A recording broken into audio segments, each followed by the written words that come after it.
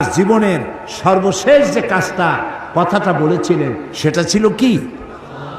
নামাজ। ইন্তেকালের 5 দিন আগে প্রচন্ড জ্বর হলো, মাথায় যন্ত্রণা হলো, বারবার বেহুশ হয়ে পড়েন। যে রাত্রে ইন্তেকাল করবেন সেই রাত্রে সাহাবায়ে কেরাম কেউ ঘরে ফেরে নাই, সবাই কাঁদতেছে। সকলের ধারণা নবীজি খুব তাড়াতাড়ি বিদায় হয়ে যাবেন। ঘরের মধ্যে স্ত্রীরা কাঁদেন, জামাই কাঁদেন, নাতি নাতনি কাঁদেন। সব থেকে বেশি কাঁদছেন হযরতে মা ফাতিমা রাদিয়াল্লাহু তাআলা আনহা। রাসূলুল্লাহর হুশ এলো, হযরত ফাতেমার কান্না দেখে কাছে ইশারা করে ডাকলেন, কানে কানে কি যেন বললেন। হযরত ফাতেমার কান্না বন্ধ হয়ে গেল। হযরত আয়েশা ফাতেমাকে ডেকে বলেন, মা তোমার আব্বা জান কি তোমারে বলল, কান্না বন্ধ হলো তোমার? হযরত ফাতেমা বলেন, মা আমার আব্বা জান আমাকে কানে কানে বললেন, মা কাঁদিস না, তোর কান্না আমার বরদাস্ত হয় না। আমি তোমাকে সুসংবাদ শোনাই, আমি মরে যাওয়ার পর সবার আগে তোমার সাথে আমার দেখা হয়ে যাবে। হযরত ফাতেমা বুঝতে পেরেছেন এর অর্থ হলো রাসূলের ইন্তেকালের পরে আত্মীয় স্বজনের ভিতরে সর্বপ্রথম ফাতেমার ইন্তেকাল হবে। হয়েছিল তাই। রাসূলুল্লাহ বেহুশ হয়ে পড়লেন, আবার হুশ হলো, আবার বেহুশ হলেন।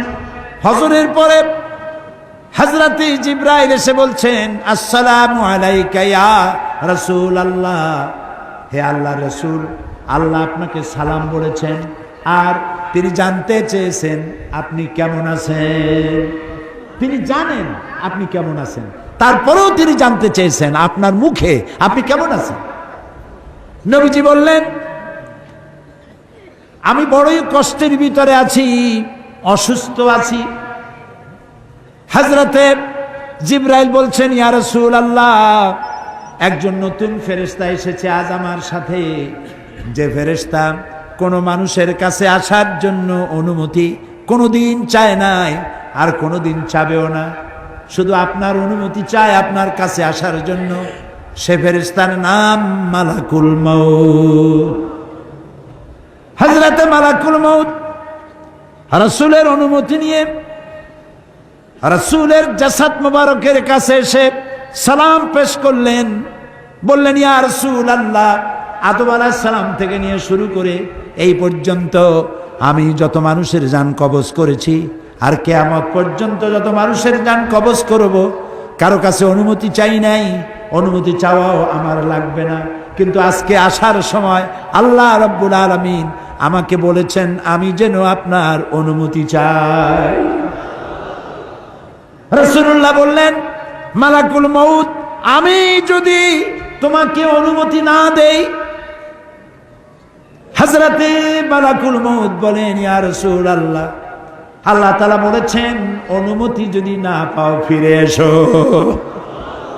আল্লাহু আকবার, আল্লাহু আকবার।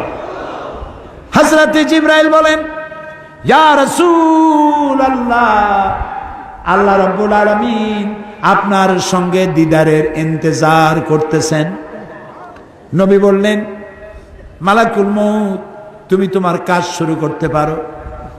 মালাকুল মউত যখন জান কবজ করতে যাবে, রাসূলুল্লাহ বললেন, আয়েশা একটু কাছে আসো। ওই যে সোনা ছিল কয়েক টুকরা, সোনাগুলোর খবর কি? 6 টুকরা, ছোট্ট ছোট্ট 6টা টুকরা সোনা ছিল, সোনাগুলো কই? হযরত আয়েশা বলেন, আমি তার যত্ন করে রেখেছি। নবীজি বলছেন, এক্ষুনি স্বর্ণ টুকরাগুলি সদকা করে দাও। আমি মুহাম্মদ সাল্লাল্লাহু আলাইহি সাল্লাম আল্লাহর দরবারে এই অবস্থায় উপনীত হতে চাই না যে মুহাম্মদের ঘরের ভিতরে সোনা আছে।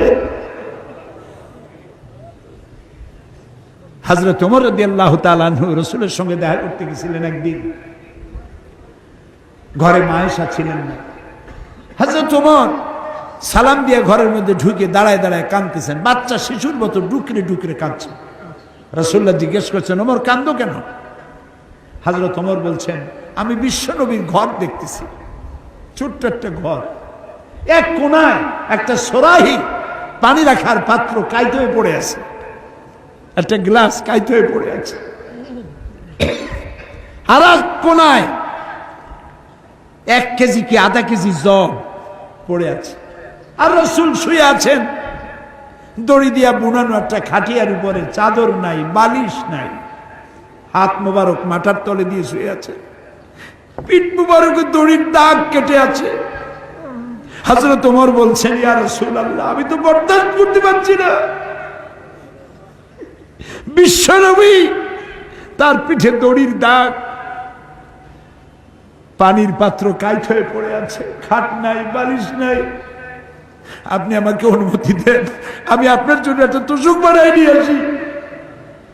রাসূলুল্লাহ বললেন, ওমর, আমি তো দুনিয়ায় শান্তি করতে আসি নাই, আমি যদি ওহদ পাহাড়কে বলি ওহদ আমার জন্য সোনায় পরিণত হয়ে যা, ওহদ পাহাড়টাই সোনা হয়ে যাবে, শান্তি করতে আসি নাই।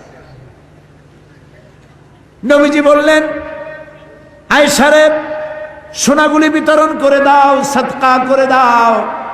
মালাকুল মউতকে বললেন, তুমি তোমার কাম সারো। জান কবর শুরু হয়ে গেল। নবীজি জীবনের শেষ কথা মুখ থেকে উচ্চারিত হলো, আসসালাত আসসালাত ওয়া মা মালাকাত আইমানুকুম, ও আমার উম্মতেরা, নামাজ নামাজ। ইন্তেকালের সময় মেয়ের কথা বললেন না, নাতির কথা বললেন না, জামাইয়ের কথা বললেন না, উম্মতকে স্মরণ করালেন, ও আমার উম্মতেরা, নামাজ ছেড়ে দিও না, আর তোমার অধীনস্থ ব্যক্তিদেরকে জ্বালা যন্ত্রণা দিও না, চাকর বাকরের জ্বালা যন্ত্রণা দিও না, গরিব মানুষের দিকে লক্ষ্য রেখো। আর আমি চিরজনমের মতো তোমাদের থেকে বিদায় নিয়ে গেলাম, নামাজ ছেড়ে দিও না। কিয়ামতের দিন ওই রাসূল যদি আমাদেরকে উম্মত বলে পরিচয় না দেন, জান্নাতে যাওয়ার উপায় নাই।